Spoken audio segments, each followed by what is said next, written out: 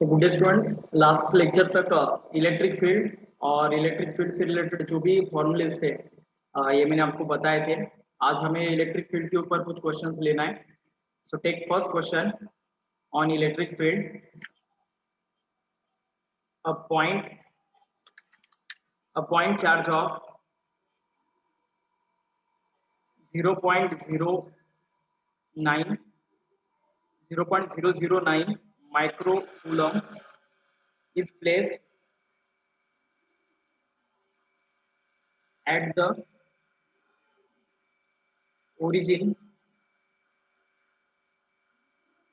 Calculate the intensity. Calculate the intensity of electric field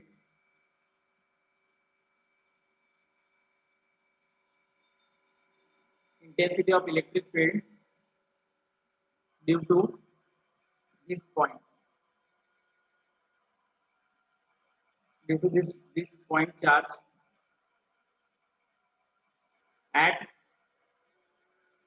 √2, √7, 0 metre.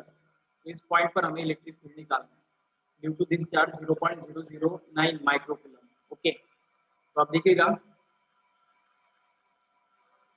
ये जो point दिया है इसको हमें पहले पोजीशन वेक्टर में कन्वर्ट करना पड़ेगा और in the form of vector हमें इलेक्ट्रिक फील्ड इंटेंसिटी निकालना। तो इलेक्ट्रिक फील्ड इंटेंसिटी का वेक्टर फॉर्म में फॉर्मूला मैंने लास्ट लेक्चर आपको बताया था, that is KQ by RQ into vector R रहेगा। R मतलब पोजीशन वेक्टर है जो हमें इस पॉइंट से निकालना पड़ेगा। तो इस पॉइंट का देखिएगा कोऑर्डिनेट दिया है √2, देखिए ये पॉइंट क्या दिया है √2, √7, 0। ओके, इसका अगर हम पोजीशन वेक्टर निकालते हैं इस पॉइंट का, तो इस पॉइंट का पोजीशन वेक्टर आने वाला है √2 I cap plus √7 J cap, और K कैप तो है नहीं क्योंकि ये 0 है इसका कोएफिशिएंट। इस वजह से ये R वेक्टर R का मतलब पोजीशन वेक्टर का ये वैल्यू आने वाला है। और इसके बाद इसका मैग्नीट्यूड अगर हम निकालते हैं तो वो आने वाला है √2 स्क्वायर प्लस √7 स्क्वायर। तो √2 का स्क्वायर 2 आएगा और √7 का स्क्वायर 7 आने वाला है। तो अंडर में 2 + 7 कितना होने वाला है फिर ये अंडर में 9, और इसी का आंसर आने वाला है 3 मीटर। तो फिर आपको magnitude of vector R 3 metre put करना है और वेक्टर R का जो वैल्यू है वो √2 I cap plus √7 J cap आएगा। तो K का वैल्यू आपको पता है 9 × 10⁹ होता है। Q का वैल्यू कितना रहेगा 0.09 माइक्रोकूलम दिया है, मतलब ये आएगा 9 × 10⁻9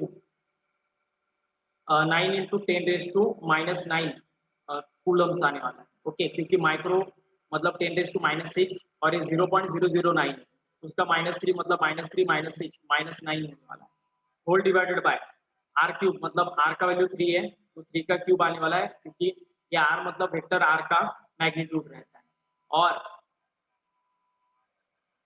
और देखिएगा इसका वेक्टर फॉर्म में जो वैल्यू है वो भी हमें पुट करना है, that is √2 I cap plus √7 J cap.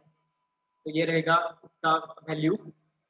अब देखिएगा इसको हमें आगे सॉल्व करना है, तो ये 9 जा 81 हो जाएगा ऊपर, और +9 -9 गेट कैंसल, नीचे R का क्यूब मतलब 3 का क्यूब मतलब 27 होने वाला है, और फिर आने वाला है वो √2 I cap plus √7 J cap.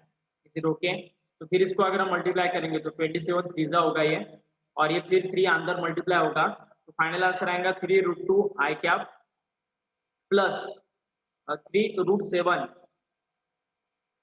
J cap Newton पर कूलम। ये रहेगा वैल्यू इलेक्ट्रिक फील्ड इंटेंसिटी का इन वेक्टर फॉर्म।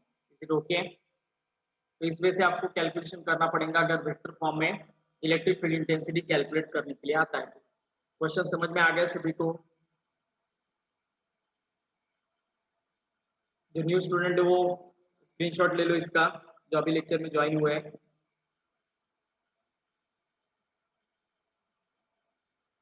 ओके, तो अभी नेक्स्ट क्वेश्चन की ओर जाते हैं हम, question number 2।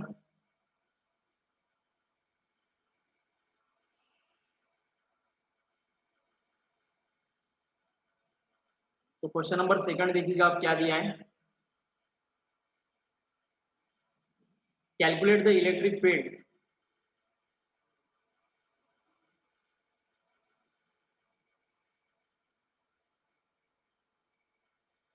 calculate the electric field at origin due to infinite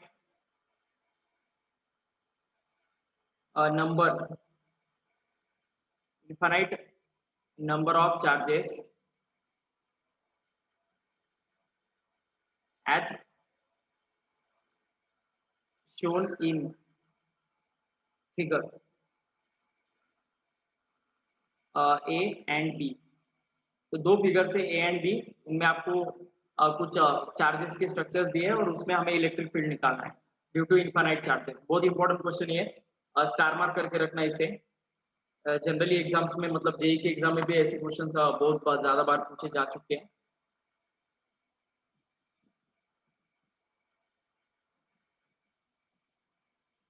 तो देखिएगा आप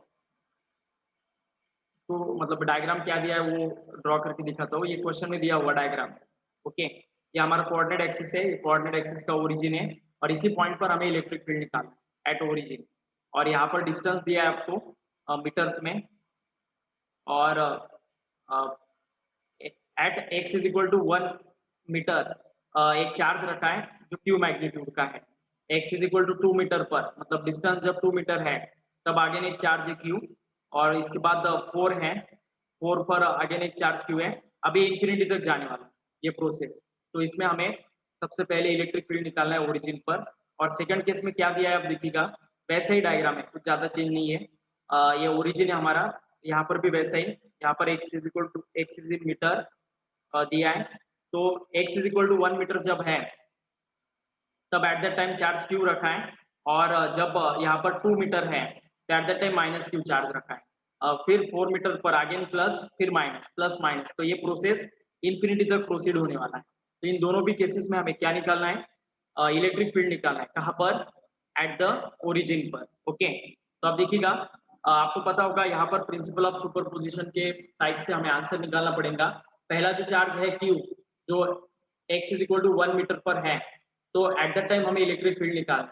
तो उसका जो इलेक्ट्रिक फील्ड आएगा उसको E1 से इंडिकेट करेंगे, बाद में E2 plus E3 and so on. तो रिजल्टेंट इलेक्ट्रिक फील्ड सभी का समेशन रहेगा E1 plus E2 plus E3 plus dot dot dot En। तो इसका ऐसा ही सम आने वाला है, वेक्टर सम ले सकते हैं हम। और सभी इलेक्ट्रिक फील्ड ऑफ लाइंस के जो डायरेक्शन है वो एक ही लाइन में होने के कारण डायरेक्ट उनका एडिशन आएगा, क्योंकि आपको पता होगा सभी वेक्टर्स अगर एक ही स्ट्रेट लाइन में डायरेक्टेड हो तो उनका जस्ट हम एडिशन से रिजल्टेंट निकाल सकते हैं। इस वजह से हम इनको एडिशन करें डायरेक्टली। तो पहला इलेक्ट्रिक फील्ड क्या आएगा, KQ/1 स्क्वायर, दूसरे का क्या आएगा KQ/2 स्क्वायर। तो लाइक दैट ये आगे प्रोसीड होने वाला है, ओके। तो पहले का आंसर आएगा KQ/r स्क्वायर, मतलब r का वैल्यू 1 है तो 1 स्क्वायर। दूसरे का आएगा KQ/2 स्क्वायर, प्लस तीसरे का आएगा KQ/4 स्क्वायर। और अब ये इंफिनिटी तक जाने वाला है, ओके, एंड सो ऑन।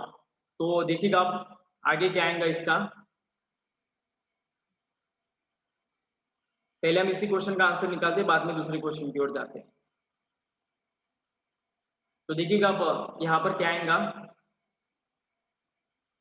तो electric field E is equal to KQ को हम कॉमन आउट करते हैं, तो पहले ब्रैकेट में 1/1 स्क्वायर मतलब 1 बचेगा, प्लस 1/2 स्क्वायर मतलब 4, प्लस 1/16 आने वाला है, plus dot dot dot and so on. तो अब बताओ ये कौन से सीक्वेंस में ये नंबर्स अरेंज्ड है, in which progression this numbers are arranged, tell मी।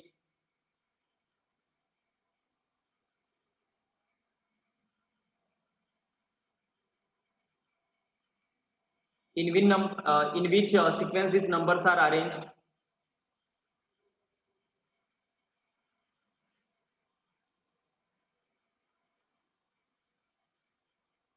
बोलिएगा किस सीक्वेंस में नंबर अरेंज्ड है।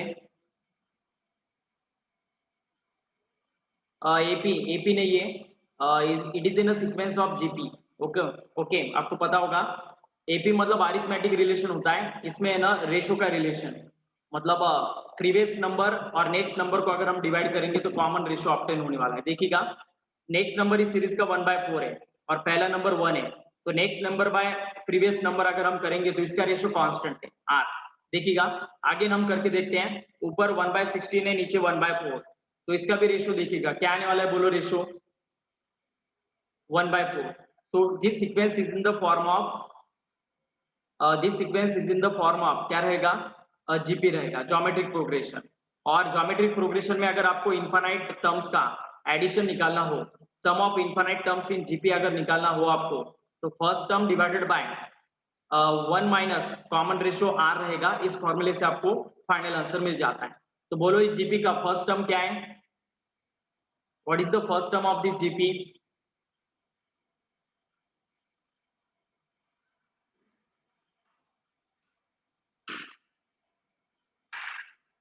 1 रहेगा, राइट आंसर है। तो first term of this GP is 1 divided bye, मतलब एक ही जगह मैंने 1 पुट कर दिया, डिवाइडेड बाय 1 माइनस आर का वैल्यू कितना है 1/4 कॉमन रेशियो। ओके, तो ये 1 डिवाइडेड बाय 1 माइनस 1/4 आने वाला है। तो इसको अगर हम क्रॉस मल्टीप्लाई करेंगे तो देखिएगा 4 माइनस 1 मतलब नीचे 3 हो जाएगा, और ये 4 जो है वो डिनोमिनेटर के डिनोमिनेटर में है, तो ये न्यूमरेटर में जाके मल्टीप्लाई होगा। Is it okay? तो इस वजह से इसका फाइनल आंसर आएगा 4/3 के क्यू। सभी स्टूडेंट को समझ में आ गया इसका answer? All of you getting this? तो इसका फाइनल आंसर आने वाला है 4/3 के Q. This is the resultant electric field at the origin. Okay, तो ऐसे इस क्वेश्चन का आंसर रहेगा। ये हुआ अब पहले क्वेश्चन का आंसर। अभी हमें लाइक दैट दूसरे क्वेश्चन का आंसर निकालना है। दूसरे क्वेश्चन में क्या चेंज है, एक चार्ज प्लस है तो दूसरा चार्ज माइनस है, फिर से एक प्लस है तो फिर से एक चार्ज माइनस है यहाँ पर। ओके, तो अब क्या होने वाला है फिर देखिएगा, ये एक चार्ज प्लस है एक चार्ज माइनस है। तो यहाँ पर देखिएगा बच्चों, सेकंड केस के लिए मैं आप सॉल्व कर रहा हूँ, तो यहाँ पर वैसे ही रहेगा E is equal to E1 plus E2 plus dot dot dot En रहेगा। Is it okay?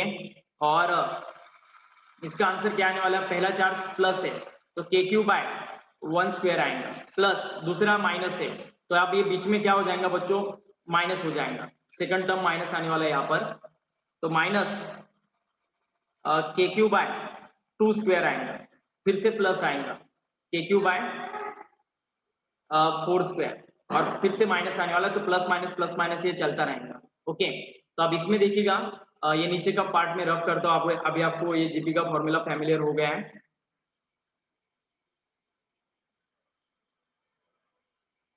तो अभी जीपी का फॉर्मूला आपको फैमिलियर हो गया है।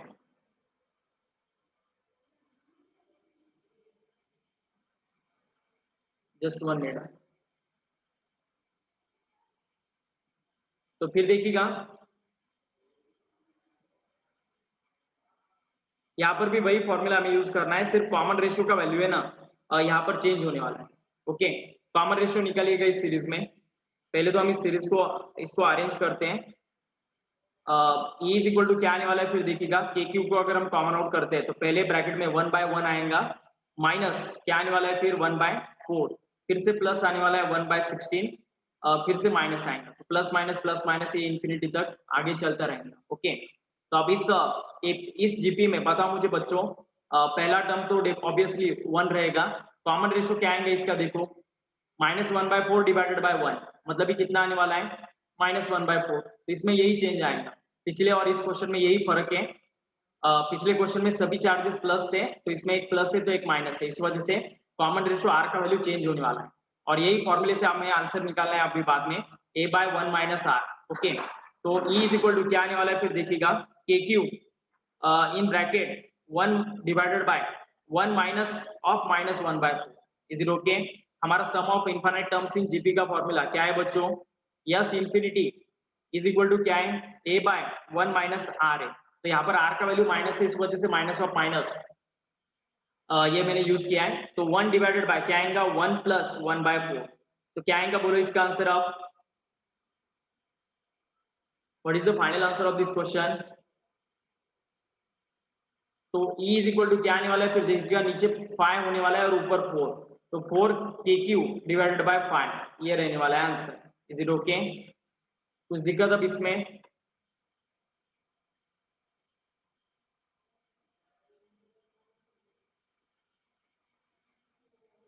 All of you getting this? तो ऐसे लेवल के क्वेश्चन ज्यादातर जेई में पूछे जाते हैं और नीट में भी आ सकते हैं, नो डाउट। तो आपको ऐसे क्वेश्चंस के आंसर्स आने चाहिए। All of you getting this?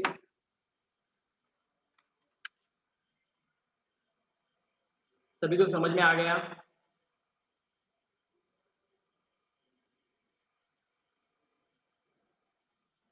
Okay, now take next question.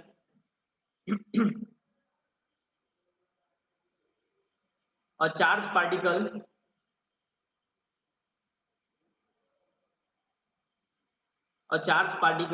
is kept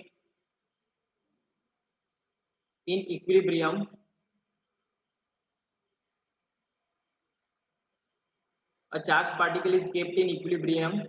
in an electric field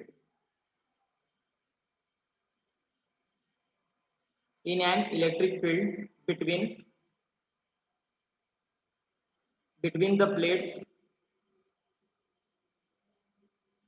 in the Milken oil drop experiment.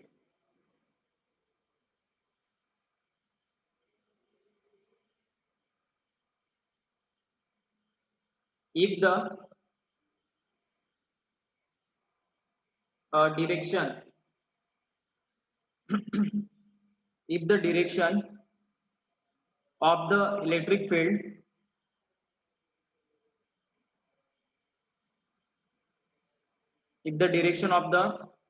field between the plates is reversed,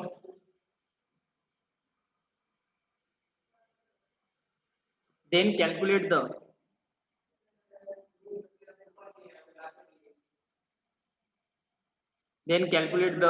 acceleration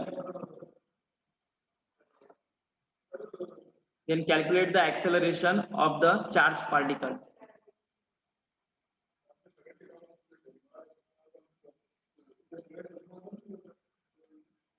तो acceleration of the charge particle हमें यहाँ पर निकालना है। Okay, charge particle is kept in equilibrium. कहा है उन्होंने? Equilibrium मतलब उसके ऊपर नंबर ऑफ फोर्सेज जो एक्ट हो रहे हैं वो जीरो रहेंगे इन electric field.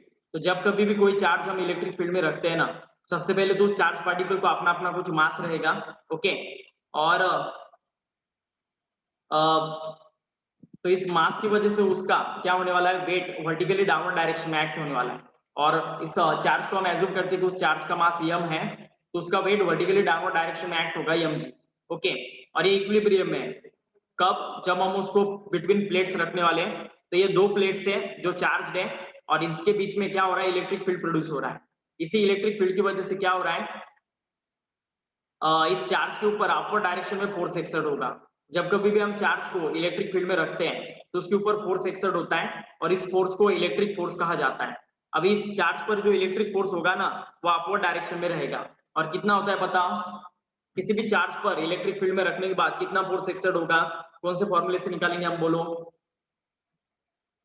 When charged particle is kept in electric field, it experiences force, and this electric force due to electric field is given by using which formula? बोलो।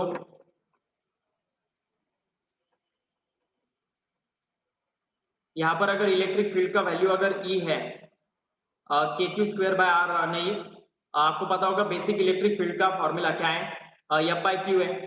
तो फिर Q F is equal to क्या आएगा, Q ई। तो ये force act होने वाला इस चार्ज पर इक्विलिब्रियम कंडीशन में। ओके, तो F is equal to Q E रहेगा।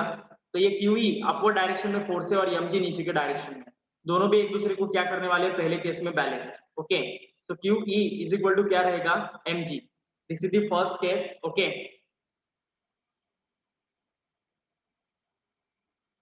तो अभी इन फर्स्ट कंडीशन जब वो इक्विलिब्रियम का उन्होंने कहा था ना, तो इक्विलिब्रियम कंडीशन में ये केस अराइज होगा, Q E is equal to M G. Okay, अभी क्या होने वाला है देखिएगा, उन्होंने फील्ड को रिवर्स किया है। मतलब जो क्यू ई फोर्स पहले ऊपर के डायरेक्शन में एक्ट हो रहा था, अभी वो किस डायरेक्शन में एक्ट होगा, नीचे के डायरेक्शन में। Is it okay? तो when field is reverse, when field is reverse at the time हमें एक्सेलरेशन निकालना है उस चार्ज पार्टिकल का। ओके, तो आप देखिएगा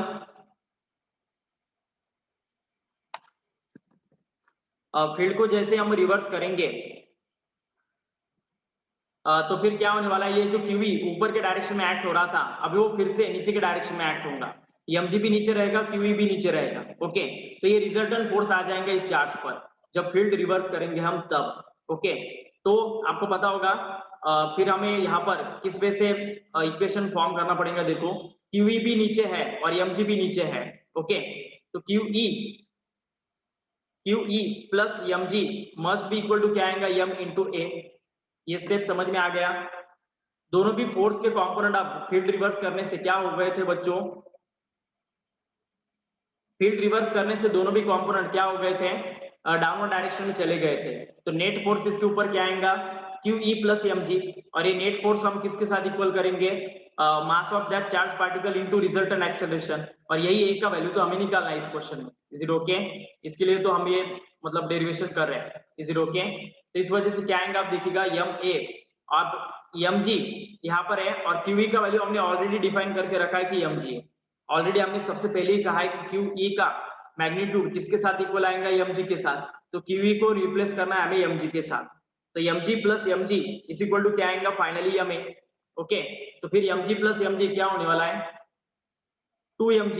2mg is equal to M आएगा, एम गेट कैंसल, और फाइनली रिजल्टेंट एक्सेलरेशन कितना आएगा, a is equal to 2g। आ गया समझ में? तो उस चार्ज पार्टिकल पर फील्ड रिवर्स करने के बाद कितना एक्सेलरेशन एक्ट होने वाला है बच्चों, a is equal to 2g। All of you getting this? समझ में आ गया सभी स्टूडेंट को?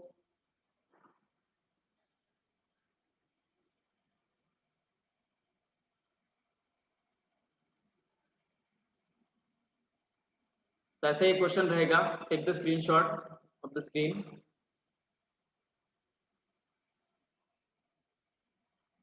Can we proceed further?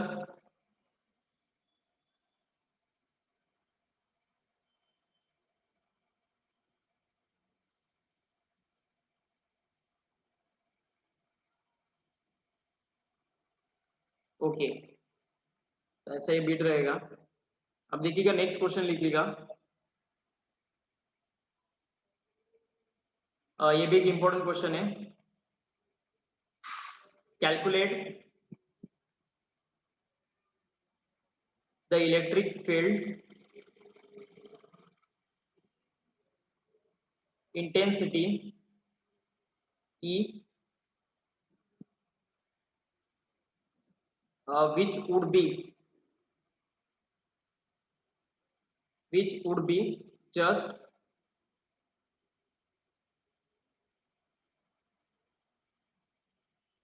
be just sufficient to balance the weight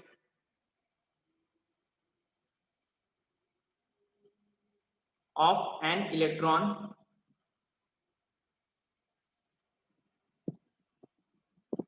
if this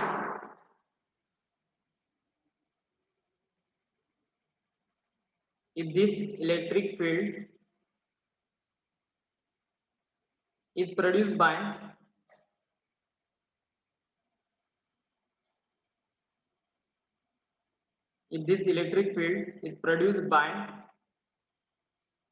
a second electron located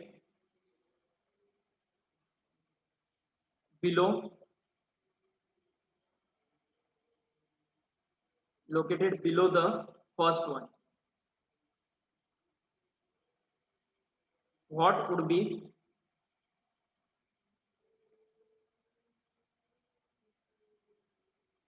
the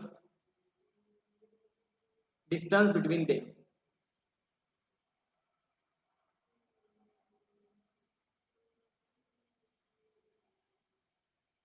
तो उनके बीच का डिस्टेंस भी निकालना है। Calculate electric field intensity E which would be just sufficient, मतलब एक इलेक्ट्रॉन है उसका एक इलेक्ट्रिक फील्ड है। ओके, इलेक्ट्रॉन का मास भी उन्होंने दिया है, क्वेश्चन में लगने वाला है हमें। तो मास ऑफ इलेक्ट्रॉन 9.1 इंटू 10⁻³ kg रहता है। उसके बाद charge on electron, electronic charge 1.6 into 10⁻⁻19 coulomb दिया है। ओके, तो ये दो डेटा उन्होंने दिए हैं और जी का वैल्यू 9.8 लेने के लिए कहा है।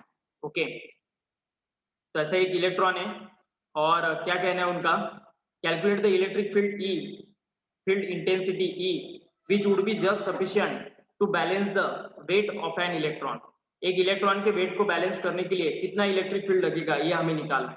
तो सबसे पहले इलेक्ट्रिक फील्ड अननोन है, इलेक्ट्रिक फील्ड की वजह से आपको पता है फोर्स जो प्रोड्यूस होता है ये F is equal to Q E आएगा। ओके, और इसका जो वेट है, इसको अगर मतलब इसका weight definitely mass of electron into जी रहेगा, तो इस यमी इंटू जी को बैलेंस करने वाला इलेक्ट्रिक फील्ड हमें प्रोड्यूस करना है, मतलब बताना है कि कितना आएगा। तो देखिएगा यहाँ पर Q E is equal to क्या आने वाला है, मास ऑफ इलेक्ट्रॉन इंटू जी रहेगा, तभी ये इलेक्ट्रॉन बैलेंस होगा।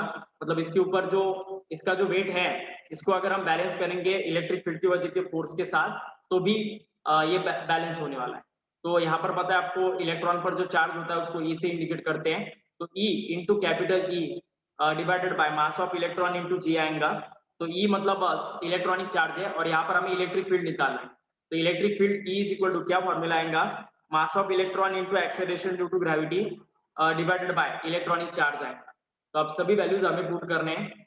तो देखिएगा क्या आएगा, मास ऑफ इलेक्ट्रॉन 9.1 इंटू 10⁻⁻31 है इंटू जी का वैल्यू आपको पता है 9.8 रहेगा जो लेने के लिए कहा है, और डिवाइडेड बाय 1.6 इंटू 10⁻⁻19 रहने वाला है। ओके, तो आप देखिएगा ये -19 ऊपर जाकर +19 होने वाला है, और 9.8 को हम 10 ले लेते हैं तो ये नियर बाय 90 हो जाएगा ऊपर। ओके, तो 90/16 कर देते हैं हम इसको। ओके, अप्रोक्सीमेटली, तो 90/16 और आगे क्या आने वाला है फिर देखिएगा, 90/16 इंटू 10⁻⁻11 होल्स पर मीटर ऐसा रहने वाला है। तो आपको पता होगा 16 5 जा 80 होता है, तो 10 बचने वाला है 100, 16 6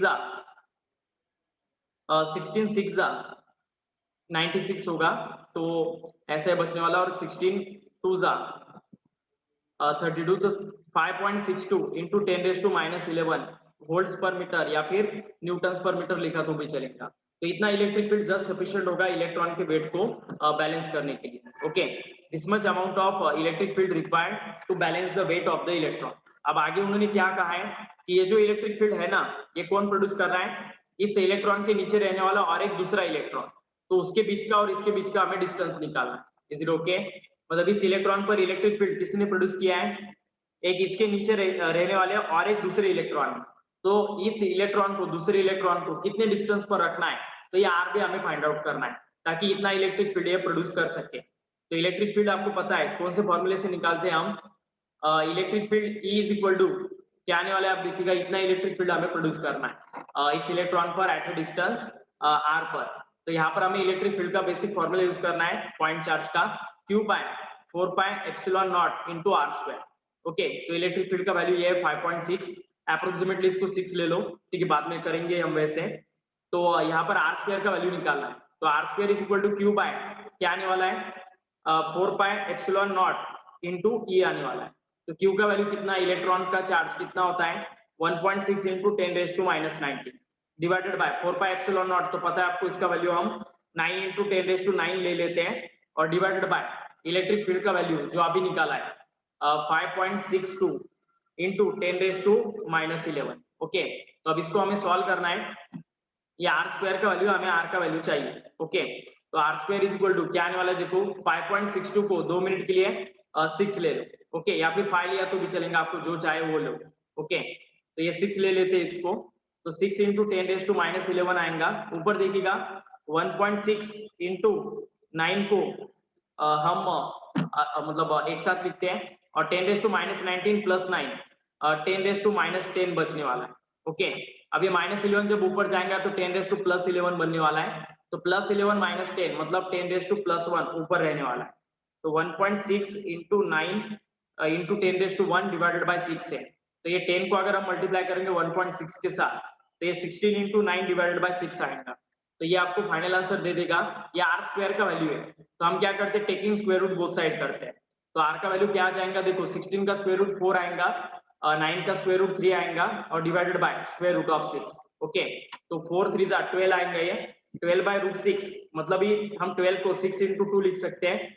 नीचे का स्क्वायर रूट 6 इसको कैंसिल कर देंगे रूट 6 से, तो 2 into रूट 6 ये आंसर आएगा फाइनली। तो अब देखिएगा 2 into रूट 6 का वैल्यू अप्रोक्सीमेट निकालो कितना आएगा। ओके, तो ही हमें आर का वैल्यू मिलेगा, अदरवाइज बहुत हार्ड होगा। रूट 6 मतलब आप देखिएगा, आपको पता होगा रूट 6 से पहले परफेक्ट स्क्वायर 4 है, 4 का स्क्वायर रूट 2 आता है और फिर 3 का स्क्वायर आपको पता है 9 है, तो ये 9 और 4 के बीच का नंबर है 6, तो इसका जो स्क्वायर रूट है ये नियर बाय हाफ में कंसीडर करो, that is 2.5। Is it okay? तो 2.5 into 2 करेंगे तो फाइनल आंसर आ जाएगा 5 metre. Is it okay? Approximate calculation किए, एग्जैक्ट नहीं किए।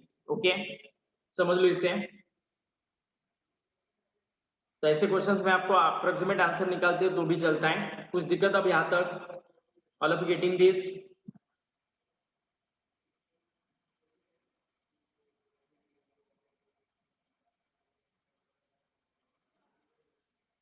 समझ में आ गया सभी को? ये वो क्वेश्चन था, टेक द स्क्रीनशॉट अगर आपने लिखा नहीं है तो।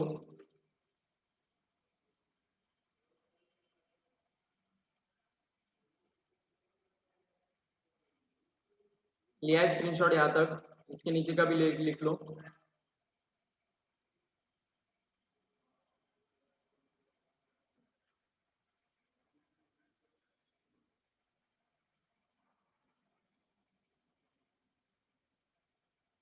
ठीक है, आप देखिएगा नेक्स्ट क्वेश्चन है,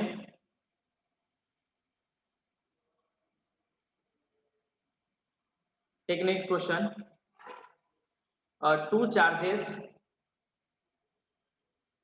two charges of value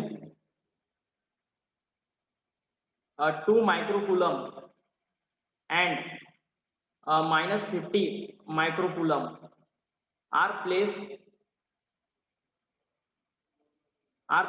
80 centimeter apart. Calculate the distance of the point from the smaller charge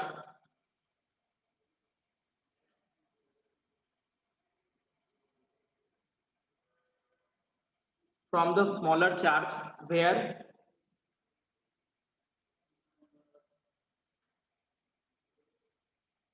the intensity is 0. Okay, तो ये क्वेश्चन फर्स्ट है और इसके बाद इस आगे ने क्वेश्चन नंबर सेकंड लिखिएगा जो इसके जैसा ही है। ये दोनों क्वेश्चन सॉल्व कीजिएगा, इवनिंग में जब हम लेक्चर लेंगे तो उसको डिस्कस करेंगे। ओके, अभी टाइम कम बचा है तो इसको भी लिख लो। सेम टाइप तरीके के क्वेश्चन है, माइनर डिफरेंस इनमें। 2 charges 4 microcoulomb and 36 microcoulomb are placed 60 centimeter apart at what distance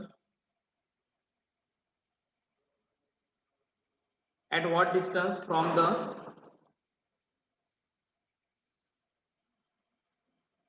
larger charge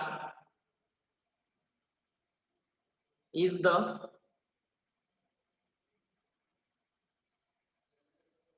electric field intensity is 0. Take the screenshot of the screen. दोनों क्वेश्चन सॉल्व कीजिएगा, दोनों में माइनर डिफरेंस है और इवनिंग में जब हम लेक्चर लेंगे तो इसका आंसर डिस्कस करेंगे। स्क्रीनशॉट लिया इसका?